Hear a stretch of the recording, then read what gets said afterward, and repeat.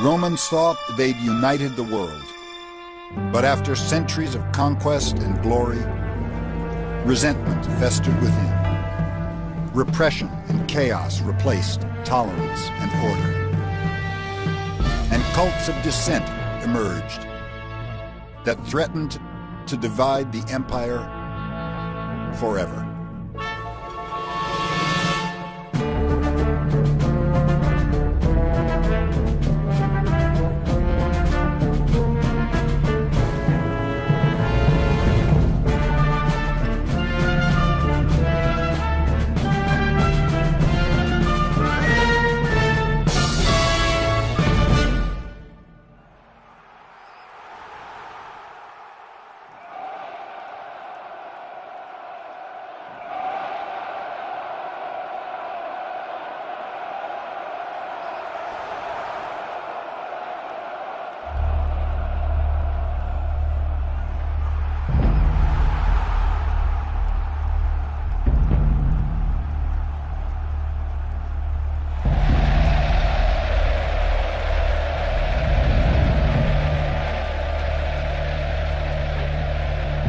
In 203 AD,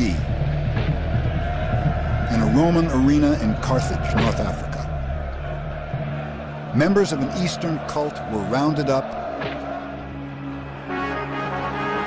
and publicly tortured for the amusement of the crowd.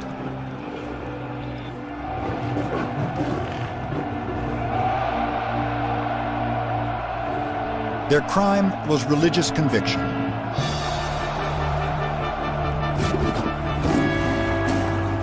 Their name, Christians.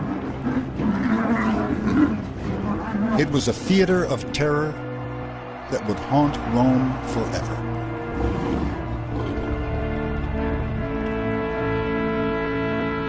One of the victims that day was Perpetua, a woman who redefined the meaning of defiance. Perpetua is a young mother, a beautiful young girl, and she is determined to stand by her faith. And even when the government wants to attack Christians, she remains steadfast. Her father begs her to renounce her faith. She says, I can't. I must be true to my cause. She's separated from her baby. She's imprisoned. She's never been in such a place before. She's a woman from a respectable family. In prison, she kept a diary, a tragic testament to the power of faith. One night, she dreamed her time in the arena had come. I saw a beautiful bronze ladder extending all the way to heaven. People were climbing the ladder, but under it was a demonic serpent. The serpent was attacking the climbers, hoping to frighten them from making the ascent. And I said, in the name of Jesus Christ, the serpent will not harm me.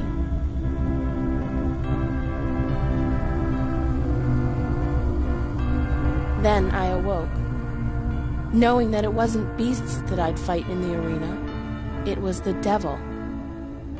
And I knew I would be victorious.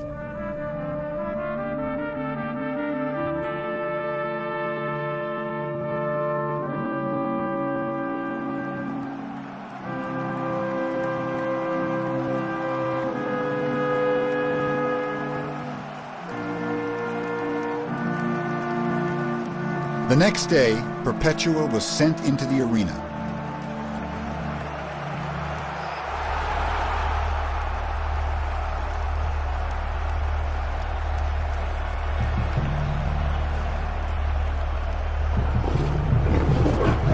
The lions were released, but they refused to touch her. So a gladiator was sent in to finish her off. When he too hesitated, Perpetua grabbed his sword and slit her own throat in defiance.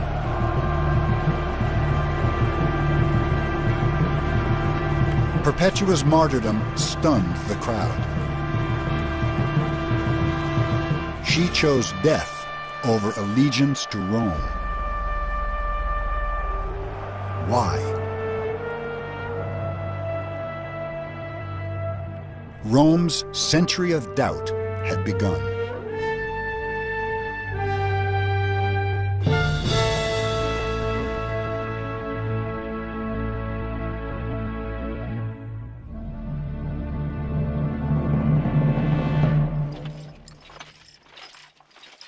For hundreds of years, the benefits of Roman rule seemed clear. Her army created the most stable empire the world had ever known. From Scotland to the Sahara, from the Atlantic to the Euphrates, everyone enjoyed the blessings of Rome's peace.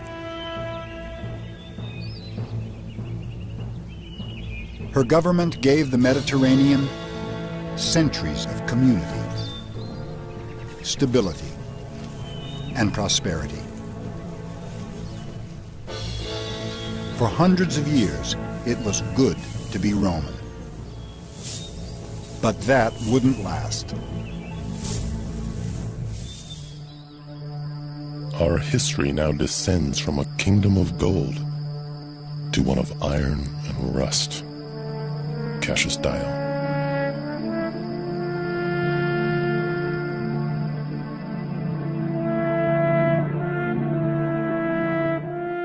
Emperor Marcus Aurelius presided over the first signs of decline in the Roman world.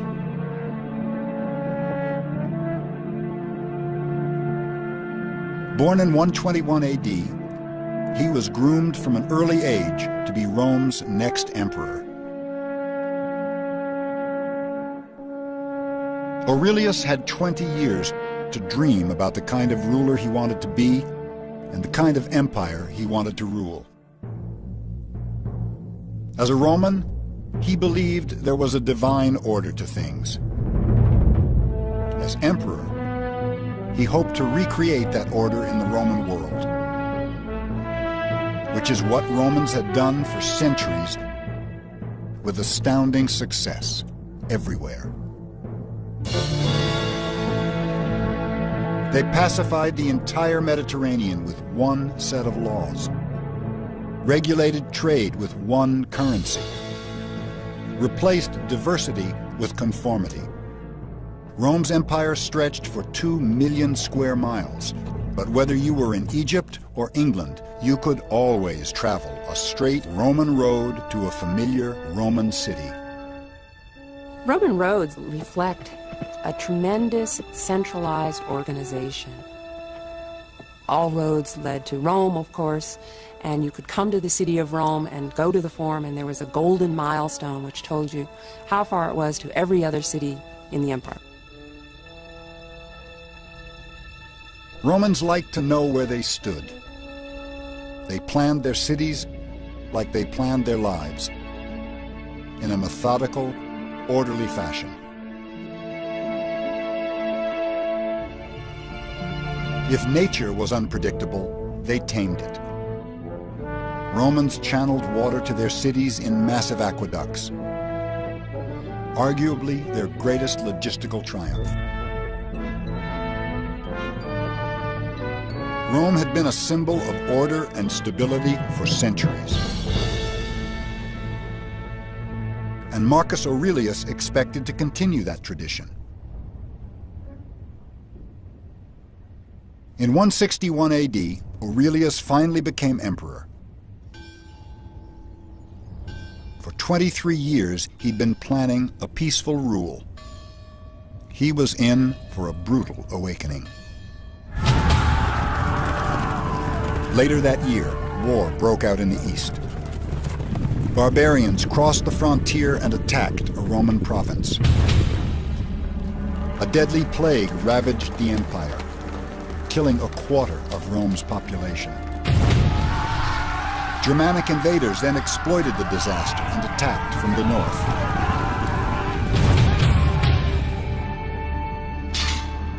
Rome was suddenly confronted with military threats on 2 fronts. Marcus Aurelius spent 8 years on the frontiers fighting for Rome's survival.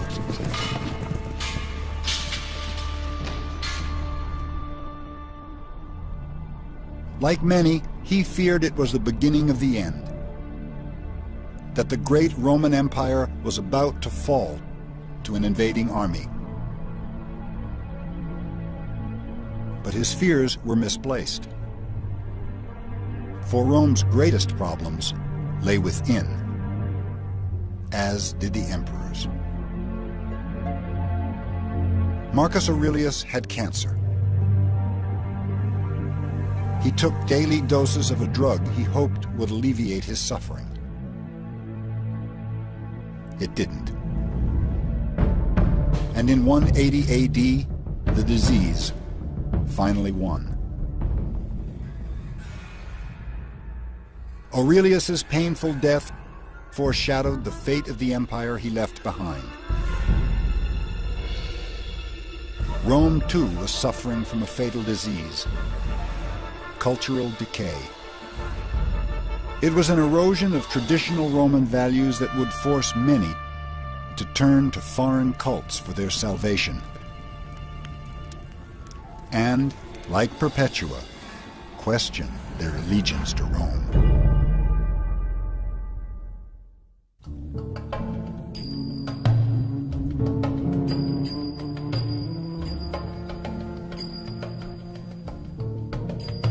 The Roman Empire is as famous for its vices as it is for its virtues.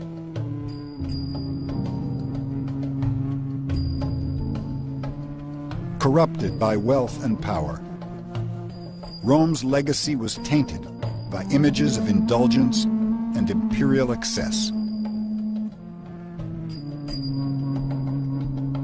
The Emperor Commodus epitomized the decay. His arrogance would force everyone to question their allegiance to Rome. Commodus succeeded his father Marcus Aurelius in 180 AD. Traumatized by an early attempt on his life, Commodus shunned all public appearances and left Rome in the hands of his closest advisors. As they terrorized Rome, Commodus amused himself in the palace. He maintained a harem of hundreds of young boys and girls and abused them at his whim. He kept amongst his minions certain men named after the private parts of both sexes, and on these he liked to bestow kisses. Herodian. It was a lifestyle funded by corruption and extortion. Resentment festered throughout the empire.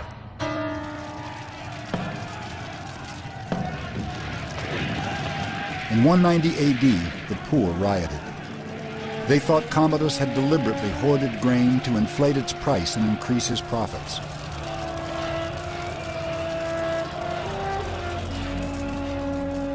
After 9 years as a recluse, the emperor was forced to play a more public role. The results were disastrous. He demanded he be made a living god. He took the title Hercules and appeared in a lion's skin, wielding a club on all public occasions.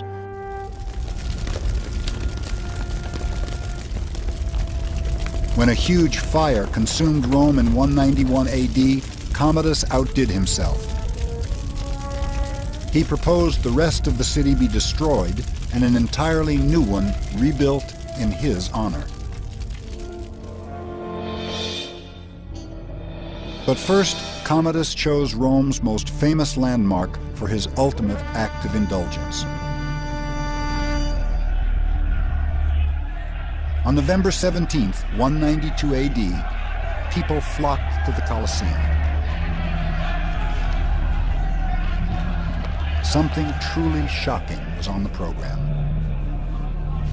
That afternoon, the slaves and criminals who normally fought in the arena were joined by someone very special.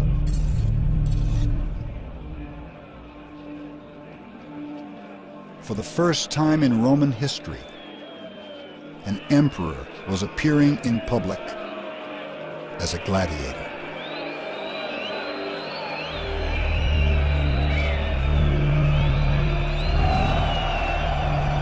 Commodus may have won that day, but his victory was short-lived.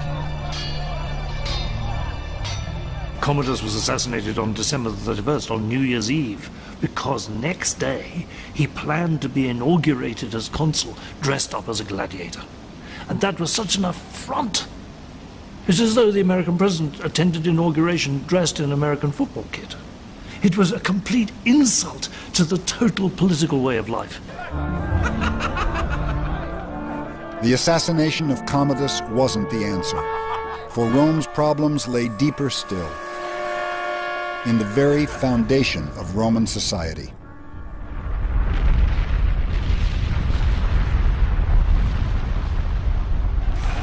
On August 24th, 79 AD, a volcano in southern Italy erupted.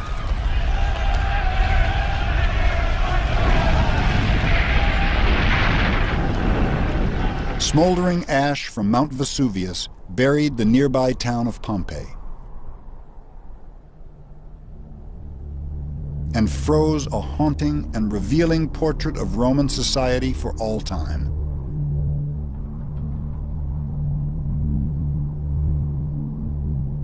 Suffocated by ash, the victims that day seemed united in death. Yet the ruins of Pompeii showed just how divided they were in life.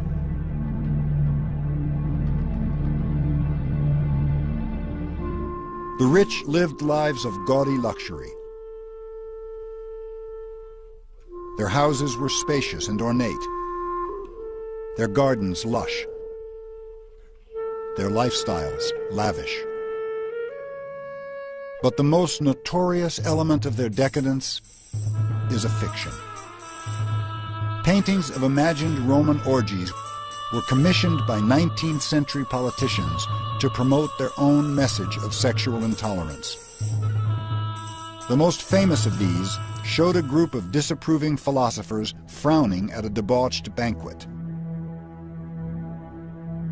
There was a serious proposal to put that painting in every classroom in the United States of America because it was seen as an image of morality, of what the Romans were really about were those philosophical types. And if you get involved in the orgy, in decadence, then your civilization will fall as surely as the Romans. For most Romans, a lifestyle of luxury and decadence was a very distant dream. The gap between wealthy and poor was 10 times worse than today. 95% of the population struggled beneath the poverty line. They lived in dark, fire-trapped tenements, entire families packed into a single room. The child mortality rate was 50%. Typhoid and diphtheria were constant threats.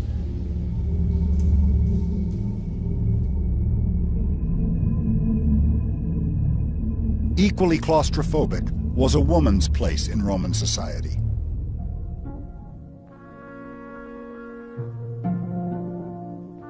Women were considered biologically and morally inferior to men. They couldn't vote, buy property, or choose who they married. Their fathers and husbands had legal and financial control over them most of their lives.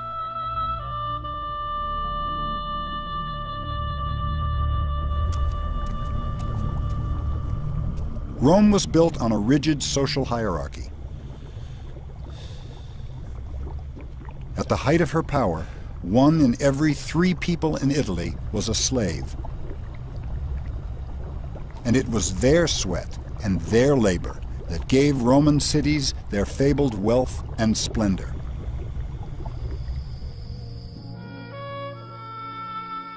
Astoundingly, the burden of discrimination was lifted once each year.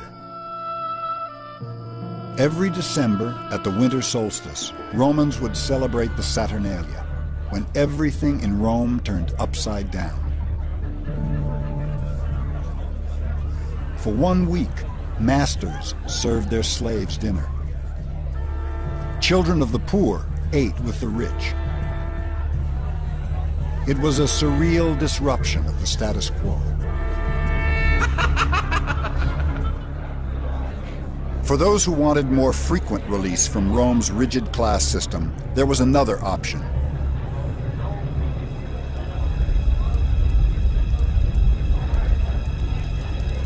The cult of Dionysus was Greek in origin. Its controversial rituals, or bacchanalia, arrived in Italy in the 2nd century BC.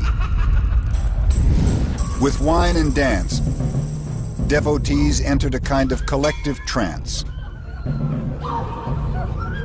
a communal ecstasy that offered escape from the oppressive divisions of Roman society. People are getting together, they're making cells, they're making little clubs, and they're assembling in an uncontrollable way at night time in groups that are mixed, men and women, and they're not quite sure what sort of conspiracy together.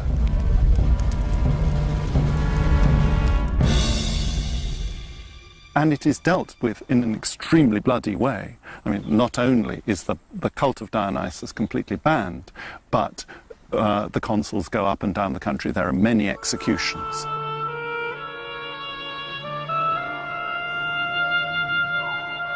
At the heart of Roman culture lay a tragic flaw, a social order that tolerated excess for the few and oppression for the many. That injustice would soon fuel the rise of Rome's most subversive cult of dissent.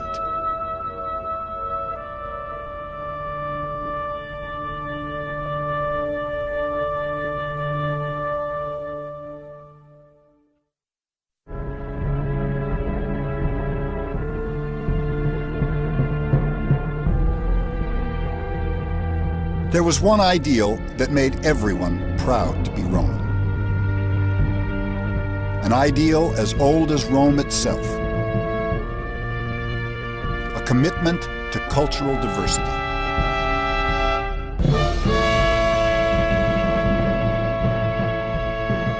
Roman society was always enormously open. There's a wonderful story about Romulus, who, when he goes to found Rome, calls upon people to come and live in the city. And the passage sounds just like the Statue of Liberty, you know, everyone come. Let me take your outsiders and your poor. 1,000 years later, Rome's open-door policy was still going strong. Her fabled wealth and splendor had attracted people from every corner of the world. You could be in the city of Rome and you could see people who were obviously African, obviously Indian, obviously Italian, Gauls, Germans. All of these people were in fact Roman citizens. And so somehow the Romans seem to have been able to find a way to achieve the American motto, E pluribus unum. They got along. There doesn't seem to have been any racial or ethnic tension within the Roman Empire. By the 3rd century AD, Rome's immigrant spirit applied to everyone, even emperors. Septimius Severus succeeded Commodus as emperor in 193 AD. He was African, a native of Leptis Magna in modern-day Libya. During his 18-year rule, he adorned his hometown with lavish buildings.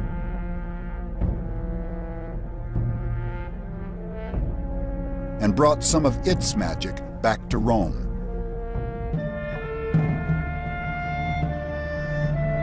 Severus and his wife Julia Domna were both deeply superstitious.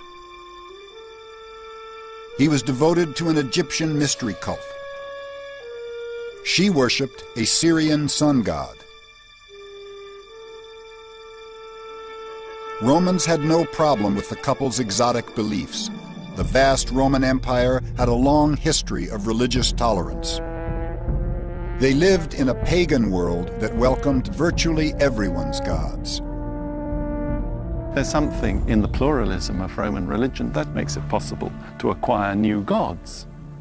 In their very earliest stories about themselves, conquest of little towns around Rome involve, one of their myths is that of evocation, when you go and you pronounce a series of prayers to beg the god of the local town to come to Rome with you, and it becomes your god, and you add to the strength of the team at Rome. All that was asked of foreign religions was that they respect the cult of Rome by making annual sacrifices to the emperor. It was a policy intended to secure some control in a world of extreme religious diversity. There were as many cults in Rome as there were provinces in the empire. Bull worshippers from Iran, fertility sects from Egypt, rain gods from Germany. In the city of Rome, you could experiment with almost anything. And in that way, I suspect the religious menu, the huge a la carte menu of choice, not as large as it would be in Los Angeles or in New York, but still very wide. But by the 3rd century AD, religious diversity was leading to chaos. People were overwhelmed by the choices that surrounded them.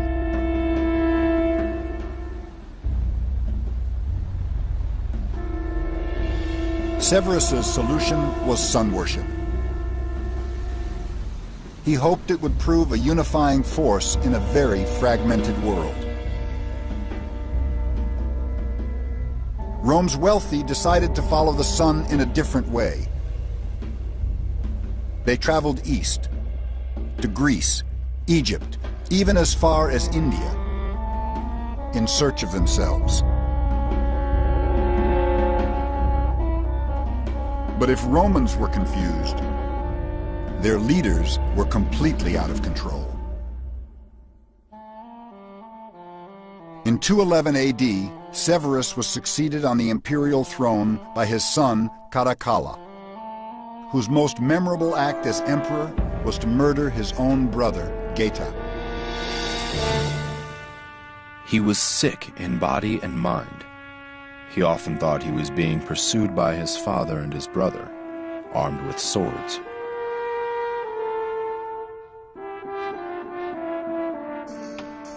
At first, Caracalla's insanity was kept in check. In 212 AD, he awarded Roman citizenship to every free man in the empire. A dramatic reaffirmation of Rome's commitment to tolerance and diversity. The emperor then set off on a grand tour of the empire.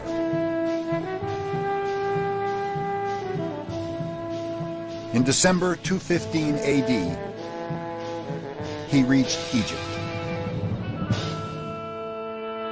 In the city of Alexandria, he was given a splendid reception by its proud new Roman citizens.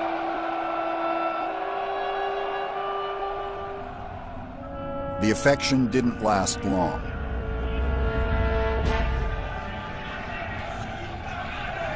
Enraged by local criticism of his brother's murder, the emperor invited 5,000 citizens into a local theater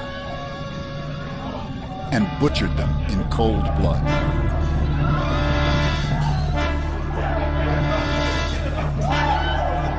In one afternoon, Caracalla destroyed the fabled value of Roman citizenship.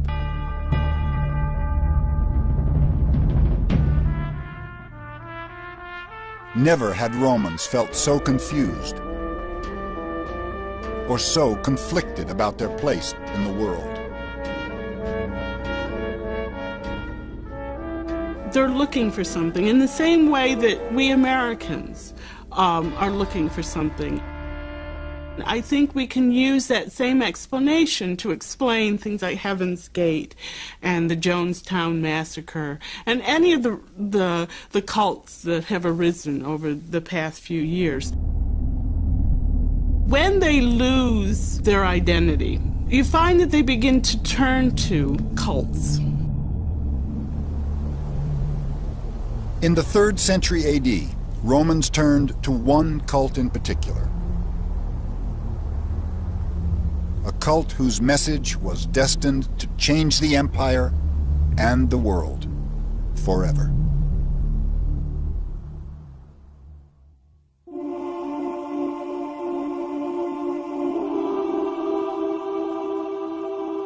Christianity's dramatic rise to power in the Roman world would change everything.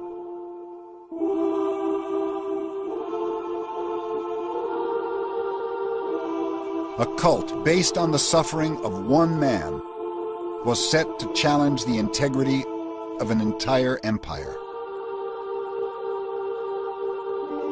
Christianity's message spread west from Judea in the 1st century AD, carried by a small band of apostles.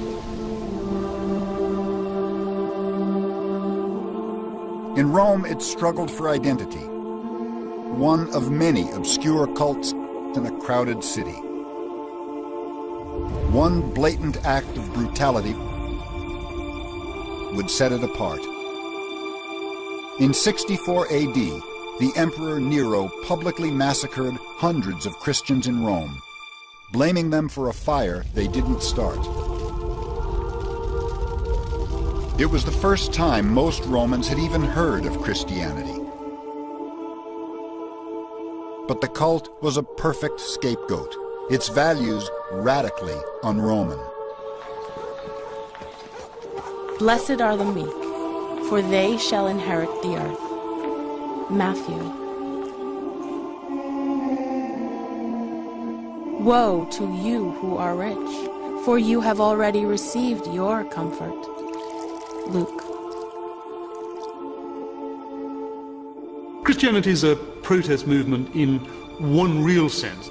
We mustn't think of early Christians as people who went on demonstrations through the streets of Rome or picketed the Senate House or threw eggs at emperors. They're not that kind of group. They're very quiet, introverted, keeping themselves to themselves. So anti-Roman in their beliefs, but not a protest movement in the sense of marching on Rome. Christianity's most revolutionary ideal was spiritual equality. It was a direct threat to Rome's belief in hierarchy and social division. Women in particular were attracted to the new cult. It granted them the independence they'd been denied by Roman society.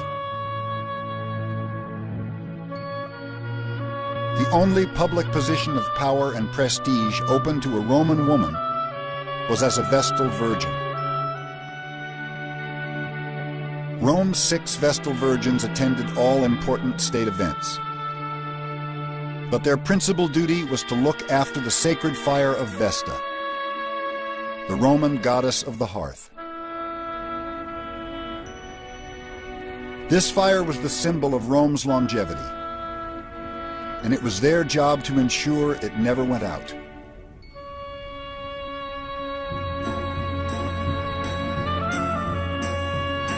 Vestal Virgins were highly respected and lived well, yet their public honors had a price.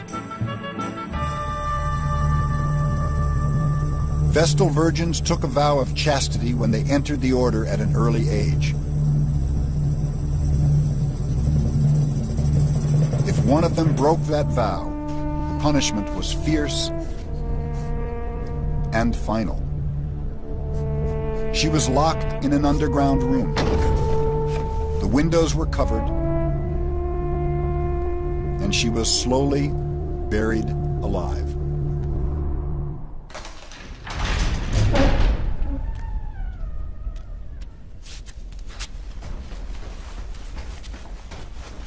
Ironically, early Christians chose to be underground.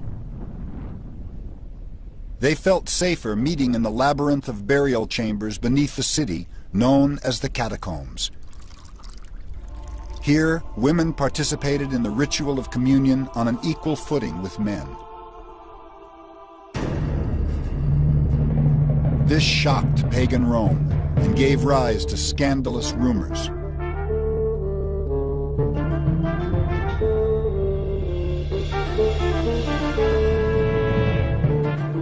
They recognize each other by secret signs, and they have sex even before they've become friends.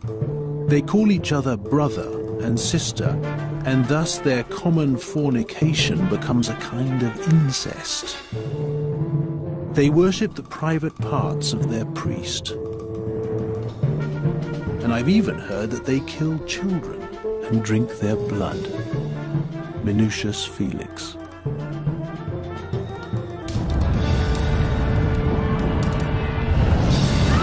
Precisely the same accusations would be used by Christians to condemn witches in later centuries.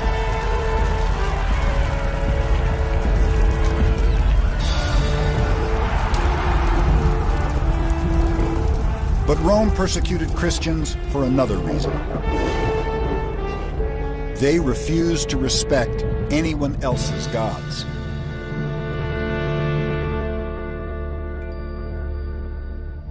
For there is only one God and one mediator between God and men, the man Jesus Christ.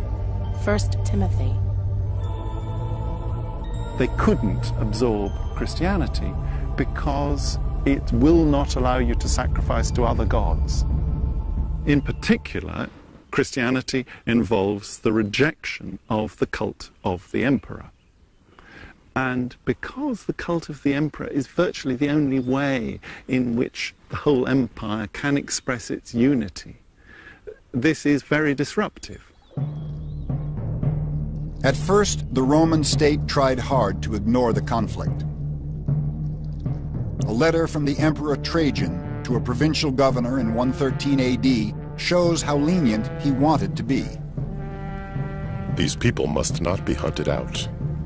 If they are brought before you and the charge against them is proved, they must be punished. But if anyone denies he is a Christian and makes it clear he is not by offering prayers to our gods, he is to be pardoned, however suspect his past may have been. Trajan.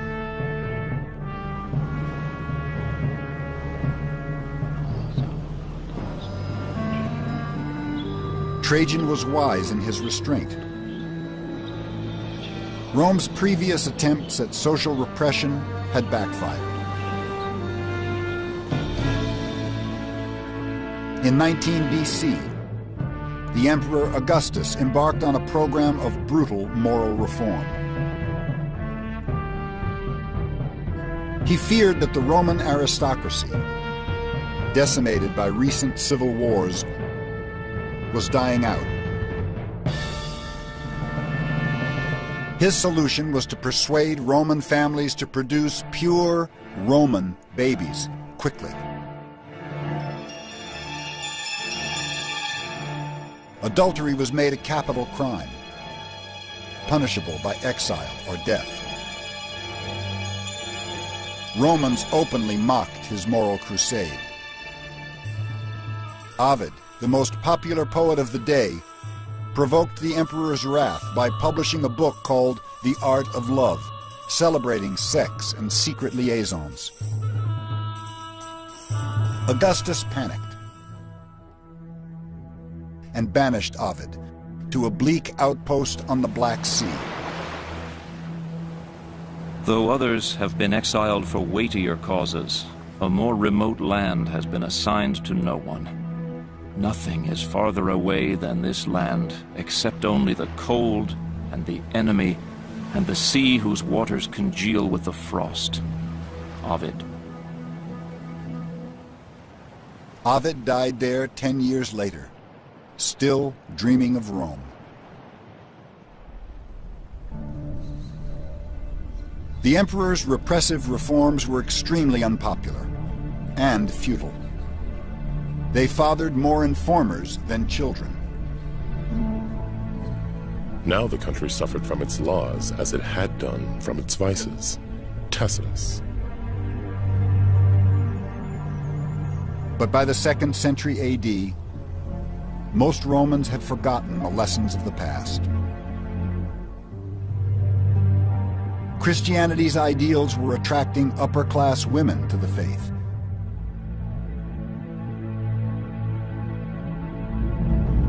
Their refusal to perform public sacrifices to the emperor threatened the male elite.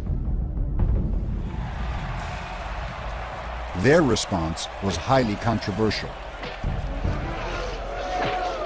Its severity still debated today. In the first 3 centuries after Christ, most Romans neither cared nor noticed Christians, and they certainly didn't see them as an endless supply of lion food. More criminals were eaten by lions in the Roman world than Christians. This is an image which has been created by later Christian sources, keen then to present themselves as an active movement of protest against Rome. And yet, accounts of public persecution have survived. Rituals of repression that backfired. For persecution produced victims. Victims willing to become martyrs. One of these was Blandina, a young slave girl.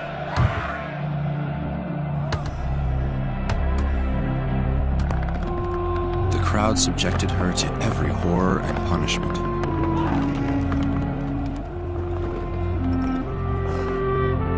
Yet she was by now indifferent to suffering and kept faith in Christ. To the crowd's amazement, Blandina endured 3 days of horrific torture in the arena. In the end, she too was killed, though the pagans admitted they had never seen a woman suffer so much for so long. Eusebius.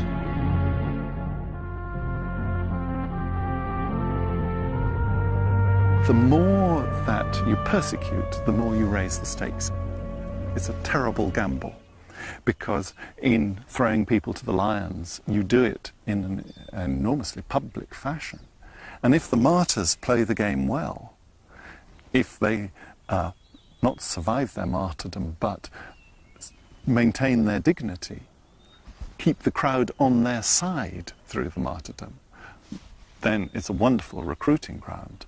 And the effect of great persecution is that everyone knows you've got to go this way or that. The big choice is Christian or not. A protest movement was quickly gaining momentum. Its very popularity posed a fundamental threat to the Roman way of life.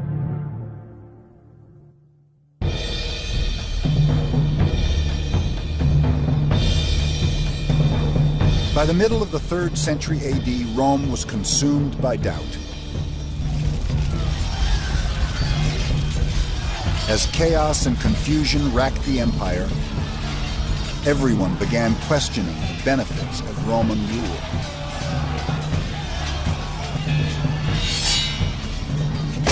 Between 235 and 270 AD, more than 30 Roman generals proclaimed themselves emperor.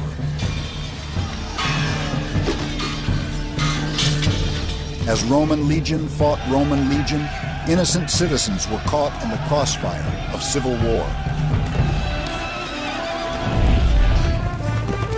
Barbarians seized the opportunity and streamed across the frontiers. Germans in the west and Parthians in the east disrupted the provinces. Inflation soared and livelihoods were destroyed.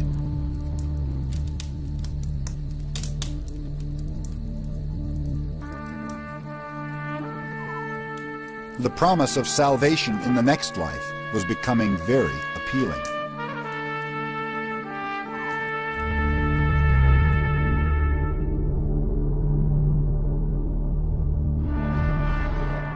Christianity's tradition of charity attracted many converts in Rome's century of chaos and doubt. The size of the catacombs in Rome, the cult's secret meeting place, shows just how popular Christianity had become. By the middle of the 3rd century, there were an estimated 5 million Christians in the empire. It's an indication of the strength of the church at the end of the 1st century, and particularly of the level of church organization. We've got a church now that's got a growing membership and that has got a hierarchy of clergy and bishops throughout the Mediterranean. In 284 AD, Diocletian was crowned emperor. He had risen through the ranks of the army to seize power in Rome. As befitted a military man, his vision for the future was brutal and bold. Diocletian felt the key to unity lay in division. He split the Roman world in two and agreed to share power with 3 other generals. Their coordinated efforts did bring peace, but only for a time.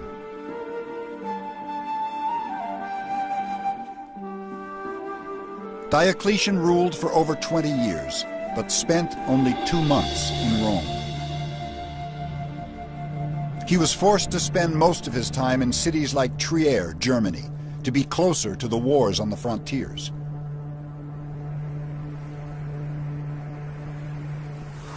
Rome, a beacon of strength for over 1,000 years, felt increasingly vulnerable, as did the emperor. In a desperate bid for respect, Diocletian proclaimed himself the son of Jupiter and insisted that everyone kneel in his presence and kiss the hem of his robe. To many, it was empty spectacle, and they began looking elsewhere for reassurance. Now, even members of the imperial court were secretly converting to Christianity.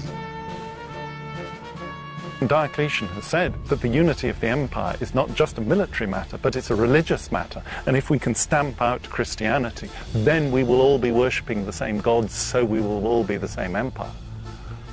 And when that gamble fails to come off, you fail to stamp out Christianity, the martyrs produce more Christians.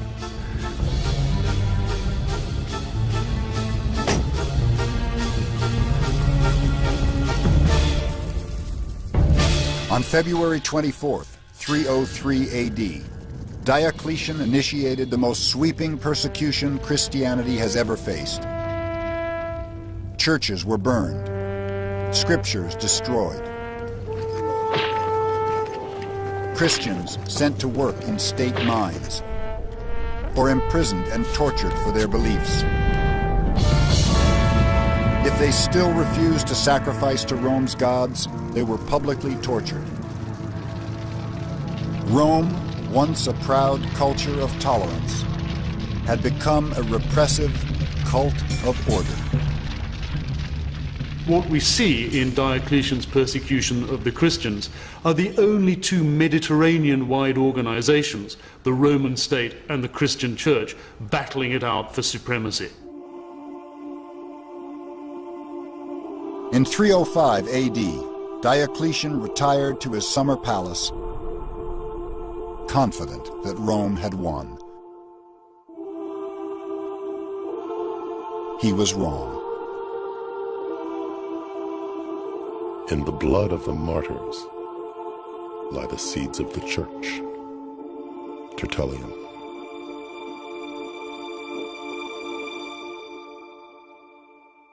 There's an irony about Roman history in that one of the great accomplishments of Rome were the roads. And I think it's fascinating that those roads are what did Rome in.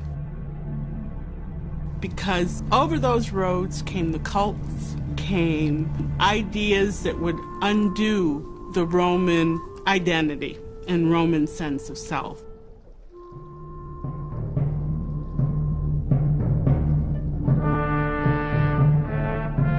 For centuries, Rome's power and confidence had been unshakable.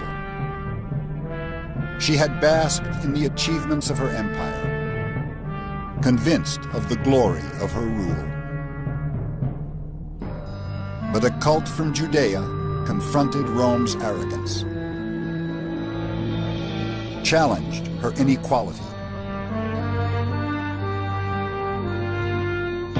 and exposed her brutality. Rome, once a symbol of order and control, was crumbling into chaos and confusion.